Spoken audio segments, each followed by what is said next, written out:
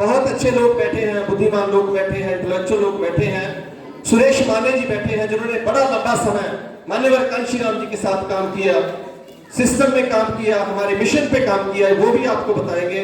मैं तो सिर्फ इतना कहूंगा कि ये जो जाति भेदभाव है ये खत्म नहीं हो रहा। हमारे कत्ल किए जा रहे हैं, हमारे लोगों के, हमारे बहू बेटियों की इज्जत से खेला जा रहा है।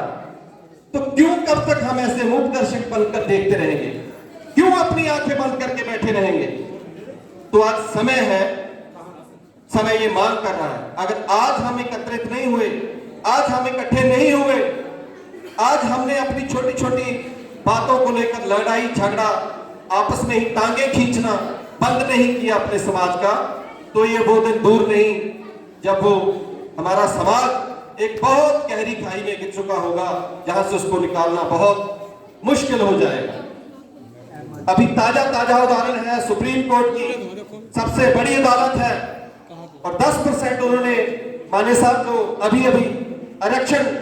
EWS इकोनॉमिकली वीकर सेक्शन को दिया है। मैं सोचता हूं कि आरक्षण का जो एजेंडा था, जो वो था कि जिन लोगों के साथ जाति भेदभाव हुआ है उनको शैक्षणिक जो शिक्षा से दूर किया गया, समाज से दूर रखा गया, तो उनको अपलिफ्ट करने के लिए बाबा साहब ने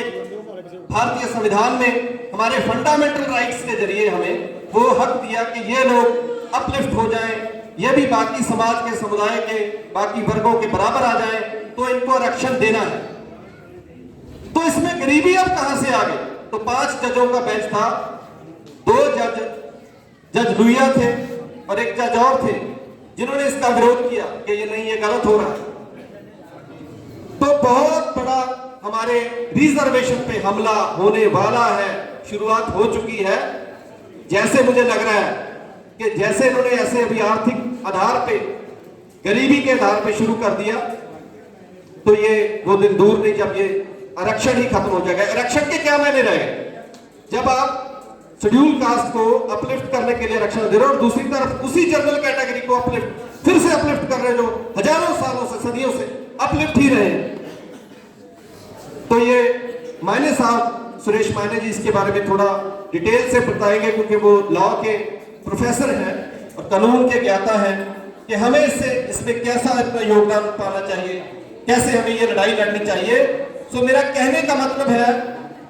कि हम पंजाब में अपने अनुसूचित जाति पछड़े लोगों की लड़ाई लड़ रहे हैं बाबा साहब डॉक्टर BR अम्बेडकर के झंडे तले,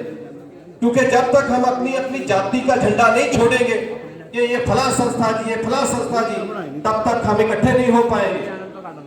बाबा साहब डॉक्टर BR अम्बेडकर का ही एक ऐसा झंडा है, ऐसा परचम है, जिसके तले हम सभी जो जातियां हैं हमारी, वो सब इकट्ठी हो सकती हैं। तो हम कोशिश कर रहे हैं पंजाब के गांव-गांव, घर-घर जाके डॉक्टर अम्बेडकर कीर्ति मजदूर संघ के जरिए अपने मेहनत कश लोगों को उनके हक अधिकारों के लिए लड़ने के लिए जागरूक कर रहे हैं,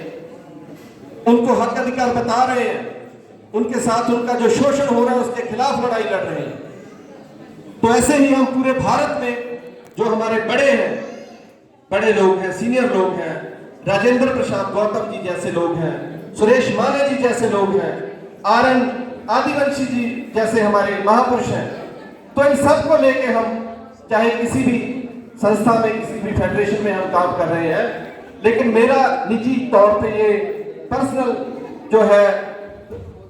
मेरी राय है कि हम आने वाले समय में सभी लोग एक मंच पे इकट्ठा होकर पूरे देश में अपने लोगों को जागरूक करें। पूरे देश के जो अनुसूचित जाति लोग हैं, शेड्यूल ट्राइब लोग हैं, पछड़े लोग हैं, उन सबको इकट्ठा करके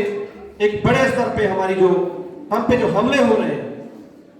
हमारी जो रिजर्वेशन को खत्म करने की कोशिश की जा रही है, हमारे पे अत्याचार हो रहा है, तभी खत्म होगा जब हम सब लोग एक मंच पे इकट्ठा होंगे। सो आप सभी लोग, मैं समझता हूं कि जो इस प्रोग्राम में आया है वो शख्स, वो हमारी बहन, वो हमारी बुजुर्ग, वो सभी जागे हुए लोग हैं। अब आपसे ये विनती करूंगा कि आप अपने अपने मोहल्ले में, अपनी गली में, अपने गांव में, अपने शहर में जाके ये मैसेज, ये जो राजेंद्र प्रसाद जी गौतम हैं, जिन्होंने अभी अभी इतना तिरस्कार सहा है, इतनी पीड़ा सही है, इतना बहिष्कार सहा है,